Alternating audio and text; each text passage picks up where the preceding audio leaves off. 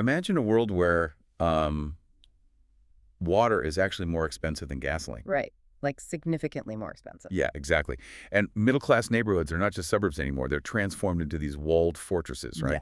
Covered in razor wire, broken glass. Just completely fortified. Right. And then the outside. The outside is just ruled by desperate scavengers, violent drug addicts, and arsonists who basically just roam the streets with total impunity. It is a genuinely terrifying setting.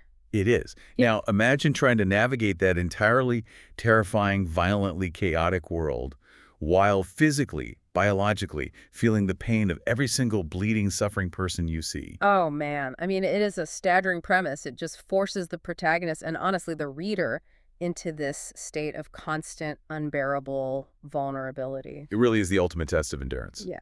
So, welcome to the deep dive. Our mission today is to explore the profound, really unsettling, and fiercely relevant world of Octavia E. Butler's novel, Parable of the Sower. And we're also looking at the previewed sequel, right? Parable of the Talents. Yes, exactly, alongside a really fascinating look at the life of Butler herself. We are looking at a stack of sources that outline a young woman's journey through a crumbling society.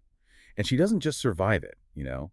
She invents a brand new philosophy of adaptability, resilience, and ultimately a pathway to the stars. And I think what makes this text so vital right now is that it isn't just a fantasy about escaping a bad situation. It's really more of a highly tactical manual on how human beings behave when the systems they rely on just begin to evaporate. Exactly. And for you listening, whether you're, I don't know, trying to lead a team through a chaotic corporate transition, or maybe seeking a personal framework for resilience in unpredictable times, or if you're just insanely curious about one of the most prophetic works of science fiction ever written, this deep dive is your shortcut. It really is. It's a shortcut to understanding the mechanics of societal collapse and the relentless, undeniable power of change. Okay, let's unpack this. Before we step into the dystopian California of 2024, which, chillingly, is no longer the distant future, we really have to understand the mind that engineered it, right? Oh, absolutely. Octavia E. Butler's own lived experience is essentially the blueprint for the survival mechanics we see in her books. Yeah, you really cannot separate Butler's brilliant, singular mind from the hurdles she faced right out of the gate. I mean, she was raised in Pasadena, California, largely by her mother after her father passed away when she was incredibly young. Right, and her childhood was, well, it was defined by a lot of isolation. Yeah, she was dyslexic, profoundly shy, and exceptionally tall for her age. So the physical world wasn't exactly a comfortable place for her. No, not at all. So she retreated inward. She practically lived in the local library, just immersing herself in literature and history and science. Which makes perfect psychological sense, right? Like, when the immediate environment signals that you're an outsider, you start architecting your own worlds. Exactly. But the specific catalyst for her writing career. Oh, I love this part. Right, it's what I find so fascinating. It wasn't encountering Shakespeare or, being moved by some pristine piece of classic literature. No, it happened when she was 12 years old, watching a terrible B-movie called Devil Girl from Mars. It's such a legendary origin story. She's watching this profoundly silly, badly written science fiction movie, and instead of just, turning the TV off, she experiences this revelation that alters the trajectory of her entire life. Yet she looked at the screen and literally realized, I can write a better story than this. It's like eating a terrible, soggy fast food burger, and that specific experience of culinary disappointment being the exact thing that inspires you to become a Michelin star chef. Right. You see the flaw, you recognize the gap in quality, and you realize you have the innate capacity to overwrite it. It's just a moment of immense empowerment. And she absolutely pursued that Michelin star status with a relentless focus. I mean, she took writing classes constantly throughout college, pushed her way into the Clarion Writers Workshop, and then in 1969, she attended the Open Door Workshop of the Screenwriters Guild of America. And that specific program was designed to mentor Latino and African-American writers, right? Yes. And it's where she met Harlan Ellison, the renowned science fiction author who became a really crucial mentor to her. Yeah, she didn't just casually write. She systematically dismantled the barriers in a genre that, at the time, was almost exclusively dominated by white men writing about hardware and spaceships and conquerors. She completely shifted the focal point. Instead of focusing on the cold mechanics of hyperdrives, she focused on the human elements. Exactly. The New York Times, in their eulogy of her, actually noted that her science fiction explored far-reaching issues of race, sex, power, and ultimately what it means to be human. Because she wasn't just writing about escaping Earth, she was writing about the sociological baggage we're inevitably going to take with us. Which brings us to her mainstream breakthrough in 1979, the novel Kindred. Oh, wow. Yes. That is a masterclass in merging brutal historical reality with speculative fiction. It really is.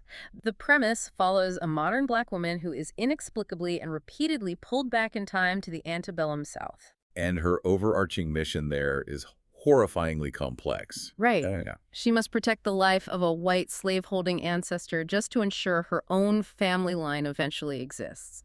It forces the protagonist and the reader into a profound moral and physical crucible. It's forced historical empathy.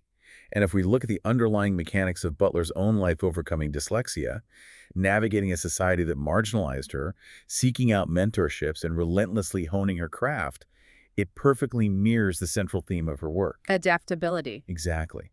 Butler actually wrote that prodigy is, at its essence, adaptability and persistent positive obsession.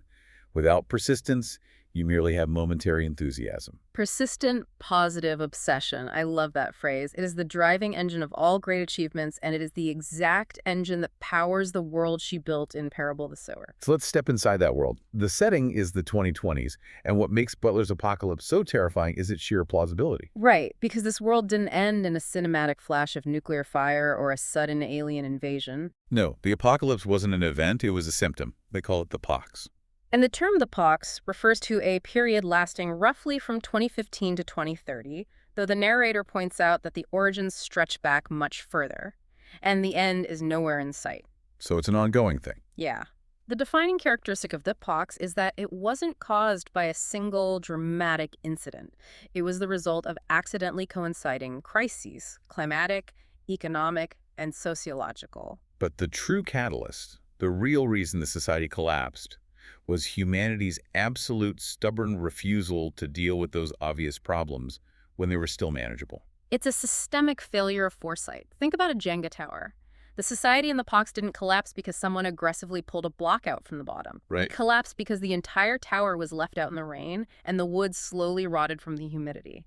The degradation was so gradual that everyone just normalized the rot. That analogy captures the insidious nature of the collapse perfectly.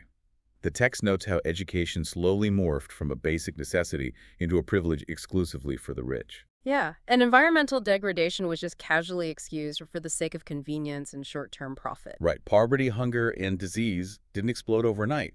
They just steadily crept outward. They became the inevitable, accepted reality for a larger and larger percentage of the population. Which brings us to the year 2024 in Robledo, a suburb of Los Angeles. Okay, yes. Where our protagonist, 15-year-old Lauren Olamina, lives. Yes, she lives in a walled cul-de-sac. And the contrast between life inside that wall and life outside is jarring. It really illustrates the severe economic polarization of this world. Like, outside, people are literally starving on the pavement. Water peddlers are murdered for their hand trucks of water because the resource is so incredibly scarce. And inside the walls, they maintain this fragile, terrifying illusion of the old middle-class life.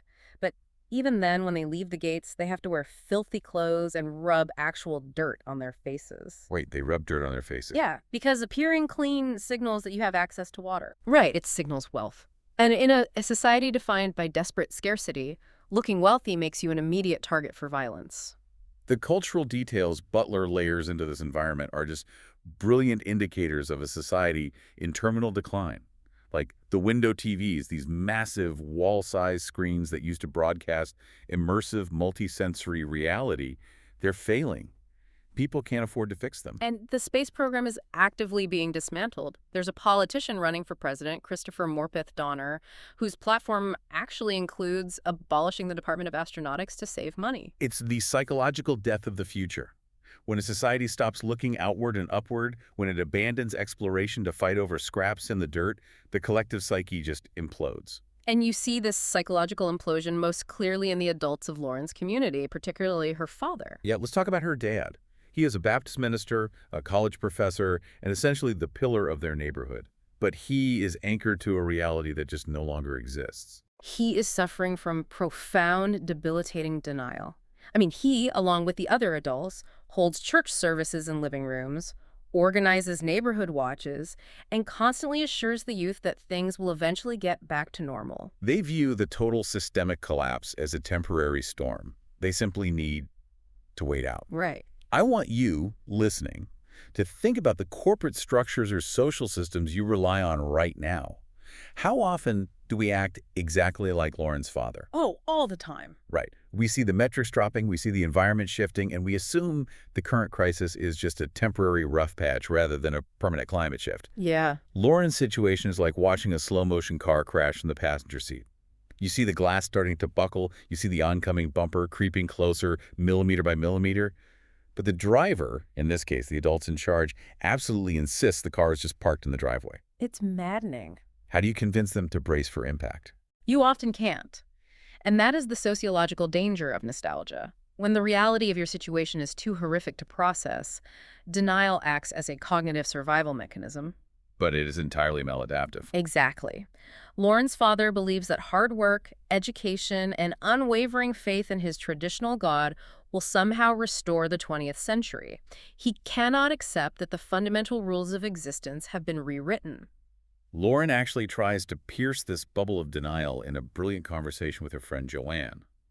Joanne is terrified and refuses to believe their walled neighborhood will ever fall. Yeah, Joanne represents the majority view there. Right. And to explain the severity of this shift, Lauren brings up the bubonic plague in medieval Europe. It's such a smart comparison. She points out that the Black Death wiped out a massive portion of the population, a horrific tragedy. A huge tragedy. But for the peasants who survived, the world fundamentally changed.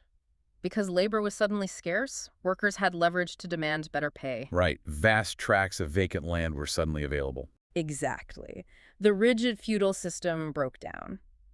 Lauren's overarching point is that it took a literal continent-spanning apocalypse to force a rigid society to accept that the social order could and must change. She tells Joanne, "Our adults haven't been wiped out by a plague, so they're still anchored in the past. People have changed the climate of the world. Now they're waiting for the old days to come back." It is a devastating critique of generational inertia. It really is. Yeah. Because if you don't accept that the environment has permanently changed, you cannot evolve to survive in it. Lauren is the only one looking at the rot of the pox and saying, the wall is going to fall. We have to learn how to survive in the wild. She is literally reading survival manuals, packing emergency bug-out bags, and studying botany to identify edible forage. She is aggressively adapting while her elders are just passively waiting. And this brings us to the profound paradox of Lauren's character. Because to survive a brutal, hyper-violent world, traditional logic suggests one must become cold, calloused, and emotionally detached. But Lauren harbors a deeply kept biological secret that makes that kind of detachment physically impossible. Here is where the mechanics of her survival get incredibly complicated. Lauren suffers from a biological condition called hyperempathy syndrome. Yeah, and the medical establishment in her world dismissively labels it an organic delusional syndrome. Right. It is the direct result of her biological mother severely abusing a smart drug called Parachetko's street name, the Einstein powder, while pregnant with Lauren. Butler invents this neurobiological condition to force an extreme ethical dilemma onto her protagonist. Hyperempathy means exactly what it sounds like, but weaponized. Weaponized empathy. Exactly. If Lauren sees someone experiencing pain, her nervous system replicates that pain. If she witnesses someone bleeding, she will spontaneously bleed from the corresponding area on her own body. She physically shares the suffering and very rarely the pleasure of anyone she observes. Think about what that actually means in a dystopian landscape. In a world where casual violence is the norm, where scavengers walk the streets with festering wounds and severed limbs, she is an exposed, raw nerve. It's terrible. It's like carrying a live microphone into a small room packed with massive speakers. If you don't constantly aggressively control your environment and artificially suppress the noise, the screeching feedback loop will literally blow your circuits and destroy you. That feedback loop analogy perfectly illustrates her daily reality. She cannot afford the luxury of pity or hesitation or even prolonged eye contact with the suffering masses outside her wall. Because if she internalizes their agony, it will incapacitate her. Completely. There is a chilling entry in her journal from when she was 11 years old that highlights the terrifying mechanics of the syndrome. Oh, with her brother. Yeah. Her older brother Keith, who didn't fully grasp the reality of her condition, decided to play a prank on her. He smeared red ink all over himself to simulate severe bleeding and pretended to be in agonizing pain. Wait, he used fake blood? That is awful. It's incredibly cruel, and because her brain registered the visual cue of his suffering, her body immediately responded. She began to bleed through her own skin and feel the searing agony he was faking. Oh my God. Yeah. And when she finally realized it was a trick, the sheer relief was instantly replaced by a calculated survivalist rage. She beat him up so viciously that she knew she would face double punishment from her parents. And here's the dark twist of her biology, right? Because of the hyperempathy, she physically felt every single blow she landed on her brother's face as if she were punching herself. She felt her own punches, yes. She writes, "I set out to hurt the other kid more than kids usually hurt one another. What I did to him had to be worthwhile in spite of what they would do to me." It sounds incredibly dark, but logically, it is a survival adaptation. She has to establish absolute deterrence. Exactly. She has to be hypervigilant and ruthlessly pragmatic. She learns to hide her reactions behind a grim, emotionless mask because showing vulnerability in a predator-heavy environment is basically a death sentence. It creates a fascinating friction. I mean, she is biologically wired for extreme empathy, but she is trapped in a sociological environment that demands extreme apathy just to function. And this intense internal friction is what shatters her faith in the institutions of her childhood. Because she feels the pain of the world so acutely and sees the collapse so clearly, she hits a theological wall. Right. Her father's religion, the comforting narrative of a protective, loving God, it just cannot coexist with the sensory reality of her daily life. She needs a framework that actually explains the chaos rather than excusing it. She looks at a massive hurricane in the Gulf of Mexico that kills 700 people, the vast majority of them poor and homeless, and she asks the fundamental question of theodicy. How does a loving, omnipotent God allow this? Exactly. So she revisits the Book of Job, which is typically the go-to text for finding faith amid suffering. But she rejects the traditional reading of Job entirely, right?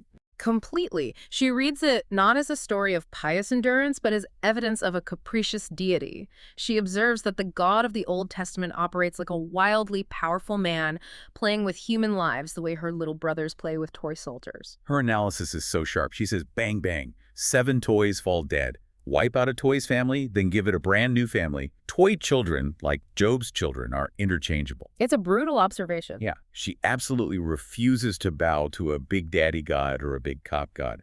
That kind of theology offers no tactical advantage in her world. It demands submission to the chaos. And so from that deep psychological and tactical need, she begins to codify a new belief system in her journals, which she titles Earthseed, the Books of the Living. Yes, Earthseed. And the foundational axiom of this new philosophy is stunning in its simplicity, yet infinitely complex in its application. It goes, all that you touch, you change. All that you change changes you. The only lasting truth is change. God is change. God is change. Not a moral arbiter, not a cosmic safety net, just the inexorable force of change. Right. And the ultimate destiny of this philosophy, the overarching goal that gives it momentum, is to take root among the stars. Which is wild. It is not about escaping to a spiritual afterlife. It is a physical, biological imperative to travel to other planets, adapt, and ensure the continuation of the human species. The decision to personify change as God is, I think, the most brilliant sociological maneuver in the book. Later on, Lauren debates this exact point with a man named Travis. Okay, yeah. Travis is well-read, and he quickly points out that her definition of God sounds exactly like the second law of thermodynamics entropy, the fundamental physics principle that all systems eventually break down, alter, and shift. He challenges her, like, if it's just physics, why wrap it in religious language? I had the exact same reaction. Like, why not just form a science club or a survivalist militia? I remember reading that and thinking, isn't this just a depressing, fatalistic view of the universe? If God is just indifferent entropic change, isn't that essentially nihilism? That is the natural intellectual pushback, for sure. But Lauren's response reveals a profound understanding of human psychology. She understands that you cannot rally a terrified, traumatized population around a physics equation. No, of course not. People need a focal point. They need a target for their prayers and a framework for their actions. If you simply announce change is inevitable, people will succumb to despair. Right. But if you declare God is change, it fundamentally reorients their relationship to the universe. God is power, trickster, chaos, clay. You don't submit to this God. You engage with it. That is the turning point for me. God exists to be shaped. Yeah. If God is an omnipotent superperson with a divine, mysterious plan, you are a victim of fate. You are a pawn. Exactly. But if God is the malleable force of change, and you can direct, focus, and alter the trajectory of that change through your own actions, you transition from a victim to a participant. As she writes, a victim of God may, through forethought and planning, become a shaper of God. It completely removes fatalism from the equation. It empowers the believer to act. This is the underlying psychological mechanism that drives Lauren to prepare her grab-and-run packs, to study the edible flora, to practice her marksmanship. She isn't waiting for divine intervention. She is actively gathering the tools to shake the chaos that she knows is coming. It's radical, proactive self-reliance embedded within a cosmological framework. And she desperately needs that framework to hold her mind together because the fragile, static defenses of her childhood are about to be completely obliterated. Yeah, things fall apart fast. The collapse of her old world happens rapidly, Yeah. and it happens on multiple fronts simultaneously. The societal unraveling accelerates. First, we see the seductive illusion of corporate rescue. Right, the coastal city. Yes, Olivar. It's a wealthy coastal city that is entirely bought out by a massive Japanese-American corporation known as KSF. They intend to privatize the city, taking over the police, the desalination plants, the infrastructure. They basically own the town. Right. And they offer the desperate populace a deal. Move here, work for us, and we will provide security and regular meals. Lauren looks at the mechanics of this deal and immediately identifies it as a trap for debt slavery. The corporation will set salaries artificially low. They will control the cost of living and the price of necessities within the company town. And the residents will mathematically be forced into a perpetual deficit. They will become indentured servants. Exactly. It is a brilliant critique of how privatization functions in an environment of extreme desperation. But the fear of the chaotic outside world is so profound that people eagerly surrender their autonomy. Even her friends, right? Yes. Lauren's close friends, the Garfields, eagerly pack up and move to Olivar. Joanne Garfield tells Lauren she has no choice, that there is no other future. It is the tragedy of choosing a velvet-lined cage because you are too terrified of the wolves in the forest. But the reality is, the wolves are already inside the house. Oh, absolutely. The localized tragedies in Lauren's neighborhood begin to cascade. An older, highly religious neighbor, Mrs. Sims, commits suicide after her entire extended family burns to death in a targeted arson attack. Her worldview just shatters, and she simply cannot adapt. Right. Then, Lauren's brother Keith, who had been sneaking out to run with gangs in the chaotic city, is brutally tortured and murdered. And then, the final structural pillar gives way. Lauren's father goes to his university job one morning and vanishes. He is presumed killed. Yeah. The psychological toll of losing the community's anchor is devastating. The social fabric of the neighborhood rapidly frays, and this vulnerability sets the stage for the fall. And the fall isn't a coordinated military strike or a political revolution that breaches their walls. It is a chaotic, frenzied mob of drug addicts. They are high on a terrifying new drug called pyro. And the mechanics of this drug are a perfect manifestation of a society that has entirely given up on building anything new. Because pyro makes the user want to watch things burn. It literally turns the act of arson into a powerful orgasmic high. It is the ultimate drug of nihilism. These addicts, their faces painted, crash a stolen truck through the neighborhood's security gates. Scavengers and thieves immediately pour through the breach behind them. They aren't looking to occupy the territory. They're looking for the manic thrill of absolute destruction. Right. They torch the houses, murder the community watchers, and kill people as they flee their burning beds. The neighborhood is systematically reduced to ash. Lauren's stepmother, her remaining siblings, her friends, nearly everyone is wiped out in a single night. Lauren only survives because of her intense, paranoid preparation. She grabs her bug-out bag, secures her Earthseed journals, and escapes through the chaos. She wakes up the next morning hiding in the surrounding hills, looking down at the smoking, charred ruins of her entire existence. She is completely, utterly alone. The static defense failed. The wall fell. And this forces a massive paradigm shift. A wall is a static entity. It cannot adapt. It can only resist until it breaks. The world outside, however, is dynamic and constantly shifting. Right. If you do not proactively adapt to a dynamic threat, that threat will eventually overwhelm your static defenses. Lauren understood this intellectually. Now she has to live it. Which catapults her onto the road north. Cast out of the ashes, she joins a massive, desperate river of migrants walking along Highway 101.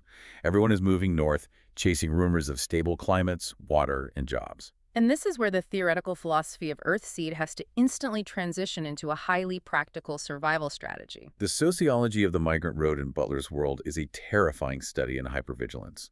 I mean, the highway is a predator-heavy ecosystem. To mitigate the immediate threat of sexual violence, Lauren completely alters her presentation. Yeah, she cuts her hair, binds her chest, wears men's clothing, and adopts a cold, aggressive demeanor. She essentially camouflages herself to blend into the harsh environment. But she understands a fundamental truth of human evolution, which is that an individual alone is highly vulnerable. She needs a pack. The sociopathy of the road is overwhelming, but the biological imperative for community remains. Right, and she eventually stumbles across two other survivors from her destroyed neighborhood. Zara and Harry. Yes, Zara Moss, who was the youngest wife of a polygamous neighbor, and Harry Balter, a white teenager. And the mechanics of how she builds this new pack are fascinating. Despite their vast differences in background and past prejudices, their shared trauma creates a baseline of trust. Lauren basically steps into the leadership vacuum, insisting that their survival depends on sticking together and watching each other's backs while they sleep. And slowly, meticulously, the pack begins to expand. They take in an interracial couple, Travis and Natividad, and their infant son. Then they encounter Bankel. Yes, Bankel, a 57-year-old doctor who has lost his own family. Bankel carries a deep, quiet grief, but he brings immense practical value and medical knowledge. And there is an immediate intellectual spark between him and Lauren that eventually develops into a deep romance, despite this significant age gap. It is a relationship forged in the crucible of mutual survival. But the most revealing additions to the group, the people who truly expose the dark underbelly of this new world economy, are Emery and her daughter Tori, along with Grayson Mora and his daughter Doe. Right. These four are incredibly skittish, deeply traumatized, and Lauren soon discovers why. They are escaped slaves. This is where Butler forces us to look at the logical endpoint of unchecked privatization and debt. Slavery isn't just a historical relic in this world, it is a booming, modernized industry. People are bought, sold, and controlled with explosive shock collars. Emery had her young sons literally ripped from her arms and sold to different buyers. But the true horror lies in a specific biological trait they share. Lauren realizes that Emery, Grayson, and their daughters are all sharers. They possess the exact same hyperempathy syndrome that she does. Yes. And Lauren learns a sickening economic truth. Slave drivers actually pay a premium to acquire sharers. That detail made my stomach completely drop. It is weaponized empathy. The economics of it are brutally efficient. A slaver doesn't have to risk physically damaging their property by beating a sharer. No, they simply beat someone else in front of them, and the sharer is incapacitated by the transferred pain. It is the most sinister exploitation of human connection imaginable. It really is. It is an environment where empathy is viewed strictly as a vulnerability to be exploited. Yet, in defiance of this sociopathic logic, Lauren insists on protecting them. She embraces this diverse, highly traumatized group of people. This is where her leadership truly shines. She doesn't just act as a bodyguard, she actively engineers a new society. She realizes that merely surviving together isn't enough to sustain a community in the long term. Right. They need a shared psychological framework to prevent them from turning on each other when the pressure mounts. So she begins to gently introduce them to Earthseed. She teaches them the mechanics of shaping God through practical action, sharing their scarce food, maintaining rigorous watch schedules, defending each other's children. They hold evening gatherings where they read verses from her journals and actively debate the philosophy. She is taking a frightened, disparate collection of refugees and methodically molding them into a cohesive, resilient organism. She is putting the theory of Earthseed into practice. And this long, brutal journey north finally culminates when they reach their destination. Bankel owns a remote piece of land up in the coastal mountains of Humboldt County. For weeks, the group has marched toward this specific coordinate, clinging to the hope of a sanctuary. A place with a working well, arable land, and the isolation necessary to farm in peace. But the reality of Butler's world rarely permits easy victories. When they finally crest the hill and survey the land, it is a devastating scene. The farmhouse has been completely burned to the ground. Digging through the charred rubble, they find the skulls and bones of Bankel's sister and her entire family. The pervasive violence of the world beat them to their sanctuary. Bankel is utterly crushed. The entire group is standing in the literal ashes of their hope, and it forces a fierce existential debate. Do they abandon the land, keep walking north, and pray they find something better? Grayson Mora, leaning on his survival instincts, points out the tactical flaw. Anything they build out here in isolation is a massive target. The previous owners were slaughtered, so why would they fare any better? But Lauren anchors the debate with absolute clear-eyed conviction. She counters that there are no magical safe zones left on the map. Everywhere is a target. However, this specific piece of land possesses the fundamental resources for life: water, space, and soil. She tells them, if people threaten us or our crop, we kill them. That's all. A community's first responsibility is to protect its children. She convinces them to stop running and commit to the hard labor of building. They decide to make their stand right there in the ashes. And the ritual they perform to consecrate the land is a beautiful piece of emotional alchemy. They hold a funeral for Benkol's murdered family, but instead of just burying the bones and moving on, they mix the ashes and the bone fragments with the fertile earth, and they plant oak seedlings directly into that mixture. They are taking the ultimate symbols of destruction and violence and literally utilizing them as the biological fertilizer for new life. It is the physical manifestation of Earthseed. Yes, and they name this nascent community Acorn. The name is perfect. An acorn is dense potential energy. And during the planting ceremony, Lauren reads the biblical parable of the sower from the book of Luke. It's the story of a sower who scatters seeds. Some fall on rocky ground and wither away. Some fall among thorns and are choked out. But some seeds fall on good, fertile ground, where they take root, spring up, and bear fruit 100-fold. The symbolism is deeply resonant. Lauren is the sower. The philosophy of Earthseed, the concept of shaping change, is the seed. And this battered, diverse, deeply traumatized group of survivors, they are the good ground. They have been scorched and burdened, but they have retained their humanity, and they are finally ready to grow. It's a triumphant moment. They've secured a foothold. But, as Butler's work relentlessly reminds us, survival is an active, ongoing process, not a final destination. No, the struggle continues. Which brings us to the preview of this sequel, Parable of the Talents and the new sociological threats that emerge. We fast forward to the year 2032. It is Arrival Day, the 5th anniversary of the founding of Acorn. 5 years, wow. Yeah. The community has actually managed to take root. They have expanded, adopting orphans off the road and taking in refugees like the Neuer family, who were brutally attacked while attempting to migrate to a newly independent, seceded Alaska. So Acorn is functioning. They are farming, learning, and surviving. Right. But the geopolitical climate outside their valley is brewing a massive, regressive storm. Lauren is plagued by a deeply symbolic, recurring nightmare. In her dream, she is back in her old, destroyed neighborhood in Robledo, and her deceased father is standing at a pulpit, preaching the biblical parable of the talents. And in this parable, a master entrusts his servants with talents, which was a heavy measure of silver currency. 2 of the servants invest their silver, take risks, and double the master's money. But the third servant, paralyzed by fear of the master's wrath, digs a hole and buries his silver in the dirt. Exactly. When the master returns, he praises the investors, but he furiously condemns the servant who hid his potential out of fear. Lauren wakes from this dream with a stark realization. Her talent, her silver, is the philosophy of Earthseed. And while she hasn't entirely buried it, she has sequestered it away in these remote coastal mountains. It is growing, but it is dangerously isolated, and she realizes she must spread the seed further because a massive ideological threat is rising on the national stage in the form of a presidential candidate named Andrew Steele Jarrett. Now, it's vital to contextualize this for everyone listening. Butler wrote these novels in the mid to late 1990s. We are looking at this strictly as a piece of speculative fiction, examining how she arranged these ideological archetypes on the board to create conflict, rather than drawing direct, specific parallels to today's political factions. We are not taking sides here, just looking at the text. Precisely. In the context of the novel's universe, Andrew Steele Jarrett is a former Baptist minister leading a movement called Christian America.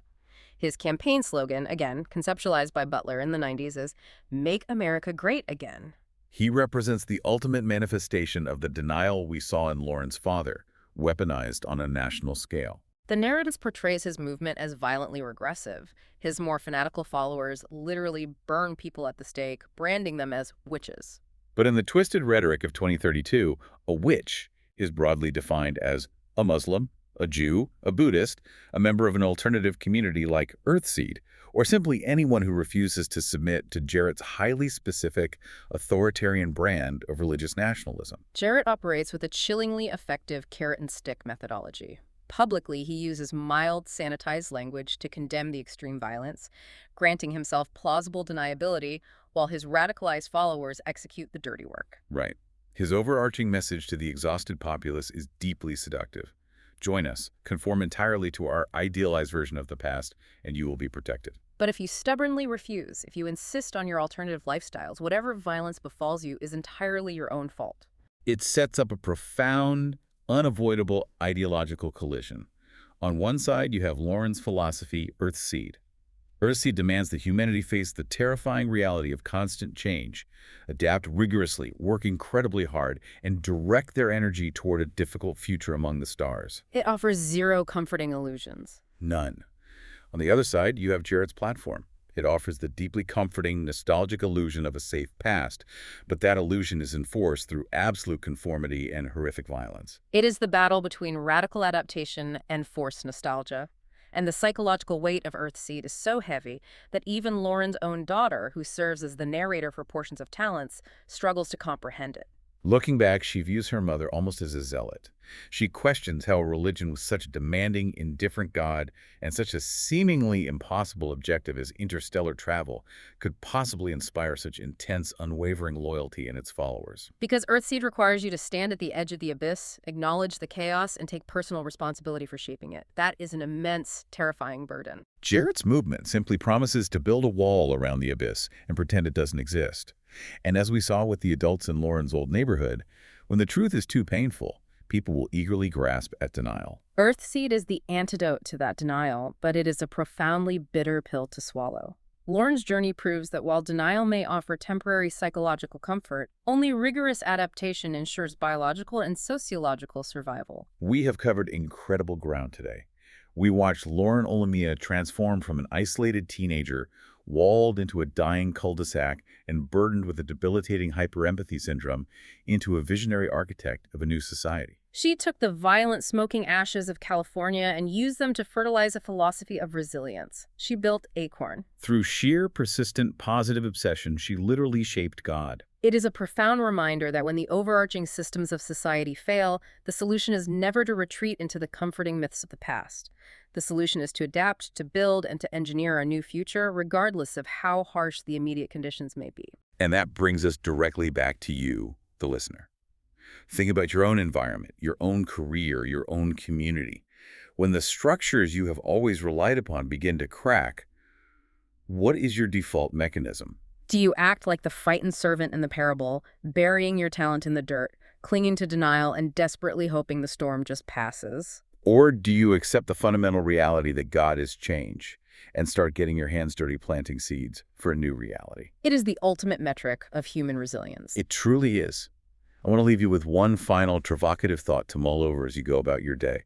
We spent a lot of time discussing Lauren's hyperempathy, how she is biologically forced to feel the bleeding, the burning, and the agony of everyone around her. It functions as a terrible curse, but it crucially prevents her from ever ignoring the suffering of the world. Her biology makes apathy impossible. Exactly. So here is the question. If a society collectively, systematically loses its empathy, wait, let me rephrase that. If a society collectively loses its empathy, does it mathematically guarantee its own destruction? Oh, that's a heavy thought. Right. If we can no longer feel the burns of the world around us, if we successfully insulate ourselves behind digital screens and gated walls, will we simply sit comfortably in our living rooms and let the entire world burn? A deeply unsettling, but, a very necessary question to end on. Thank you so much for joining us on this deep dive into the source material. Until next time, keep shaping change.